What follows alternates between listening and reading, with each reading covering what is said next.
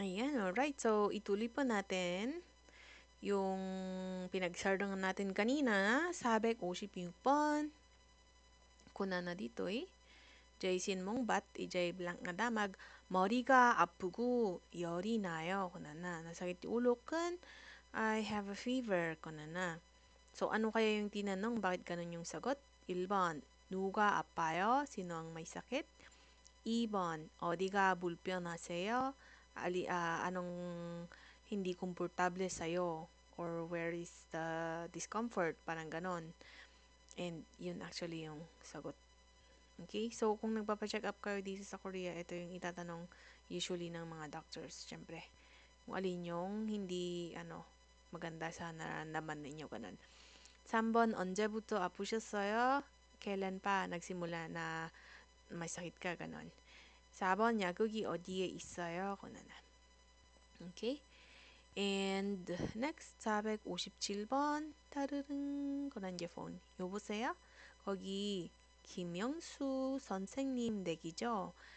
Dyan po yung bahay ni teacher or ni ma'am 김영수, diba? Kunan na. 네, 그런데요. kunan na. Opo, dito nga po. tapos kunani가 저는 김 선생님 반 학생 박민영인데요. 선생님 계세요? kunana. Syakot ni Bakminyoung tinaga kano. Nga 학생 ni daytoy ban nga daytoy nga ikathan nga di ban nga kagadwa nga estudyante. Ban it can mean class. Jay estudyante kano ni Teacher Kim ijay klase na. 선생님 계세요? Andyan po ba si 선생님? kunana. Tapos, anong pwedeng isagot dyan? 네, 잘 먹으셨어요? Mali yung tawag mo. kunana. 네, 잠깐만 기다리세요. Wait for a while, please. kunana. And then, yung sagot natin. 네, 이따가 다시 걸게요. kunana. gamit natin. I will call again later. kunana. And then, 네, 메모 좀 해주시겠어요? Oo, pwede pong ano na lang, pa-memo na lang, pasulat ng memo, parang ganun, or paggawa ng memo, ganun. Okay? Next, 458번, another question. And yung sagot is, 세 개에 5,000원이에요. kunana. 1번, 이 사과 어떻게 해요? 2번, 이 사과 맛이 어때요? 3번, 이 사과 이름이 뭐예요? 4번, 이 사과는 생산지가 어디예요? So, alin dyan yung nag-guess nyo? Ang ibig sabihin. Dito yung number 1 ko na isagwa 어떻게 해요? Nga ikat baka ko na yun. Unya ti ikasta dito yung asagwa ko na siya. But, if you're asking 어떻게 하다, ijay aglaklako, that will mean you're asking for the price. Anya ti ikaskas sa mga mangilako, jay presyo na akas Okay? So, ito actually yung sagot dun. Isagwa 어떻게 해요? Baka you're looking for the word like olmaeyo, but if wala kayong makita na olmaeyo, i-try yung hanapin dyan kasto yung style. 어떻게 해요? kasi. Yung number 2, isagwa mashi 어때요? Ano ang lasa nito? Masarap ba to o ano? Number 3, isagwa 이름이 뭐예요? Anong pangalan ng sagwa na to? 이 사과는 생산지가 pag sinabi namang 생산지, the 생산 means production and G would mean place. Ahanja meaning place. So saan nanggaling? Saan yung kunwari kaninong anong countryng product ito ganon. ODA ako na. Okay, like the bananas here in Korea. Usually yung sanji ng mga bananas dito ay Philippines. Okay, next. And kasama pala ng pineapple. Yun yung kadalasan kong nakikita sa mga market. Yung mga mangoes dito, hindi ngayon siya masyadong nanggagaling sa Pilipinas. They import more of um, Vietnam and Thailand mangoes. Anyways, next. 459번. 서울 식당입니다. Una na. This is Seoul Shikdang, Seoul restaurant. 내일 저녁 6시로 예약을 좀 하려고 하는데요. 그런 얘기 agsasaw. Tapos, so you would assume that this is like a phone call, right? And then the waiter or the recipient of the call said something blank. And then sabi nitong sumagot, 10명입니다. Kunan, ano kaya yung tinanong? 10명입니다. 10 katao kano. So, ano yung tanong na yun kung tinatanong kung ilang tao? 1번, 모두 몇 분이세요? kunan na. 2번, 무슨 약속이 있으세요? 3번, 몇 시간 계실 거예요? 4번, 무슨 음식을 드시겠어요? kunan na. Ang sagot natin ay 1번, modu 몇 분이세요? Etong bun na ito, hindi siya yung bun ng minutes, counter ng minutes. Ito is ginagamit to mean people, person, ganon. Especially when you're going to uh, the restaurants, ganon. 몇 분이세요? Mano kayo? Kailangan nga madalang mo lang marinig yung 몇 사람, 몇 명, yung ganon. 몇 분이세요? Ganon. Okay? Gets? Next. 460번. 고난이가 커피 한 잔하고 샌드위치 하나 주세요.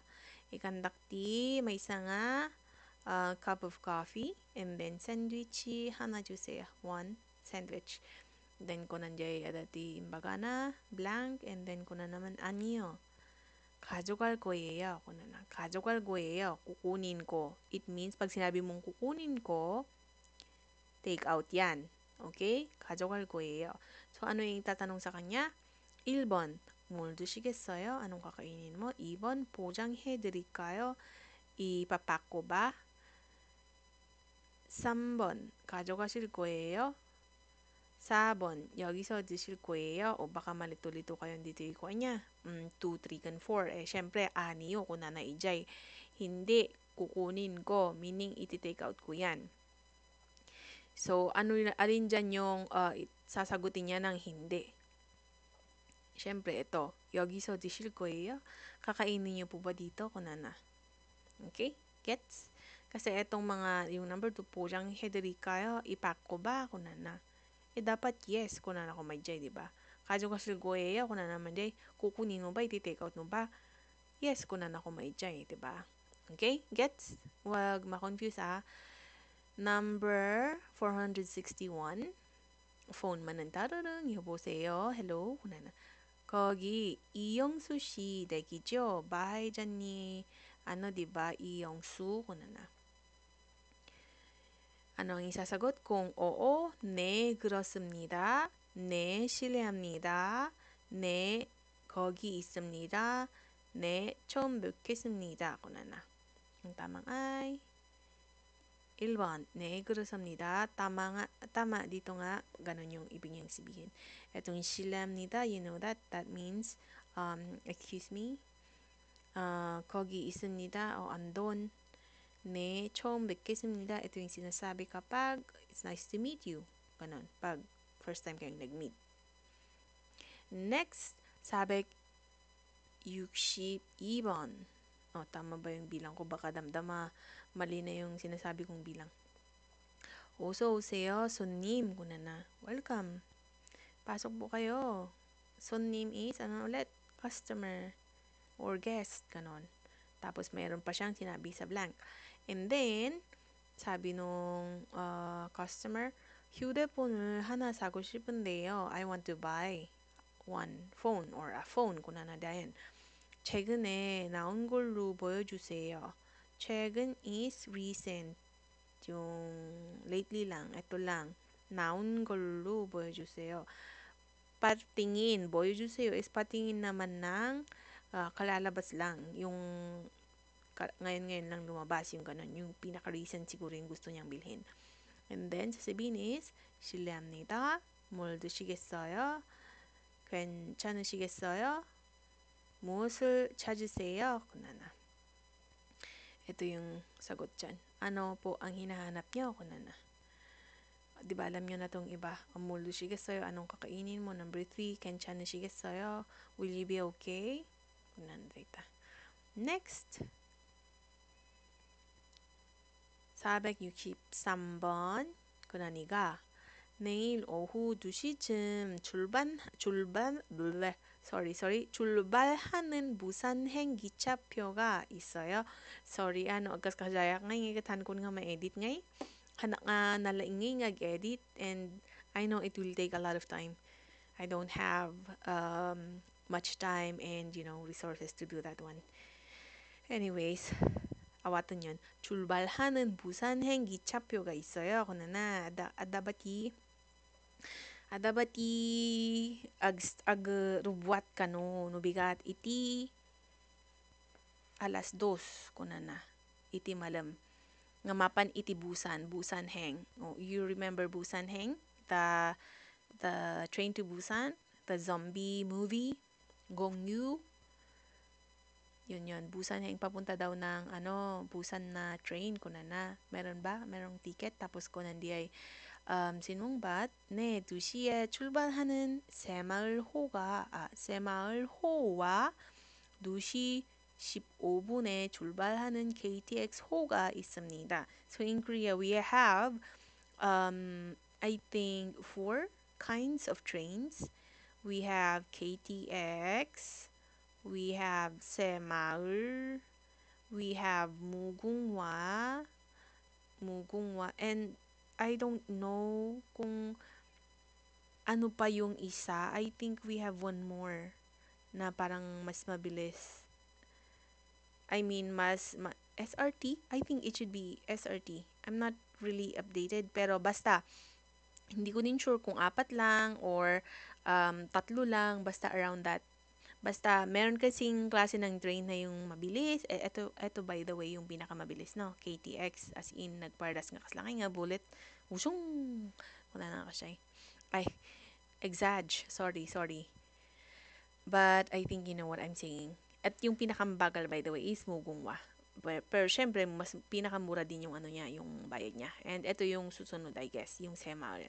So, di ba, tinatanong niya, meron bang ada ka nung bati agrobati alas 2, kat ko ng Jaisin mong bat, at dati agrobati alas 2 nga, kastoy nga Semaul ho, nga train, kan adamat lang ti around 2:15 nga kwan, nga KTX, kung na nga kasjay. So, meron naman siyang tinanong, and then, ang sinagot na naman is Semaul ho는 41,100원이고 KTX 호는 51,200원입니다. kunana. Okay. So, syempre presyo yun kasi yung presyo na yung tinatanong. Paano tatanungin yung presyo? Baka olma ti bibiro ko nyo niya. Kat no once nga olma ti biniro ko, ito na yung magiging sagot nyo at magiging mali na yon. Okay? You remember yung isang word for fare, 요금. 요금이 얼마예요? 마누ti bayad. kunana. Yun, yung sagot. Etong number 1, 왕복입니까? Balikan ba yun? kunana. Number 2, 얼마나 걸립니까? kunana. Time yung tinatanong. Kung ilang hours. How long will it take to be there sa destination? And then number 4, 성함이 어떻게 되세요? 성함이 어떻게 되세요? 성함 is another word for name. Name. Ano pong name nyo? Yun yung ibig sabihin ng question na yan. Okay? Oh. Pag sinabing 성함, tapos wag mong gamitin yung wag po natin gamitin yung 성함이 뭐예요? Actually, ito yung kasama niyang expression. Ito yung appropriate na expression for that one. I think I have already explained that when you say 어떻게 되세요, that will mean different other than saying 어떻게 nga how. Okay? In expression. Next. 464번 고난이가 부탁하신 물건 가져왔습니다. blank 고난아. Di kwa in favor mo kinyak pag sinabi kasing butak parang favor yan, asking a favor ganon. Dala ko na yung parang inutos mo or in favor mo kinyak kunana. Tapos sabi nung sumagot, 그건 물 가까이 두면 안 됩니까? 잠깐만. 그건 물 가까이에 두면 안 되니까 그러나 저쪽 구석에 놓아주세요. Yan ay hindi pwede daw na ilagay or ilagay. Duda is ilagay sa malapit sa bul, malapit sa apoy. Kaya 저쪽 ijay gusok is corner. Ijay nga corner ilagay mo ijay ko na. I'm sorry, patagab ng konti. Pakilagay mo doon sa sulok na yon kunana. So, ano yung tinanong? 1번, 어디에 놓을까요? And yun yung sagot actually. Saan ko ilalagay? Dala ko na po yung pinadala ninyo. Inutos niyo yung dalhin ko na. Saan ko siya ilalagay ko na. Okay? 2번, 몇 시에 필요하세요? Anong oras mo kailangan? ko na naman tayo. 3번, 언제 주문하셨죠? ko na. kailan ka nag-order? ko na. Number 4, 주문하신 분이 누구세요? Sino ang nag-order dito? Or sino ang nag-order? Kunana. Next, 465번, 과장님! Kunana. Tapos, ano kaya yung sinabi? kunani 과장님, 먼저 종이를 놓고 보내는 곳에 지역 번호와 팩스 번호를 누르면 돼요. kunana. First, ngay ket agikarga kati papel. 먼저 종이를 놓고 kunana. 보내는 곳에 지역 번호. Diay pangisendam nga place. Ngay isurat mo kano diay jiok pono na. Ano naman ang jiok pono? Nabanggit ko na to once. Area code. 지역 번호 area code. 팩스 번호를 누르면 돼요. And then, i-press mo dijay fax number. So, I think ito yung step kung paano mag-send ng fax. Right? Okay. Ano yung kinwestiyon sa kanya sa una? 1번, 복사기가 고장났어요. nasira po yung copier. 2번, 팩스 왔는데 어떻게 할까요? dumating ang fax ko na. Makapa tiritir didila. Yung dumating na yung fax, may dumating na fax, anong gagawin ko? kunana diay. Number 3, 팩스 번호 안내가 몇 번이에요? kunana. Anya nga number DJ kwa, di information ti fax number kunana. Tapos, number 4, 팩스 사용법 좀 가르쳐 주세요. Ayan na, 가르쳐 주세요. Pa-teach naman po paano ang 사용법 is way ng paggamit ng fax machine, I guess. Okay, so next. Ay, wait lang. Anong sagot natin? Yun na yung 4. Okay.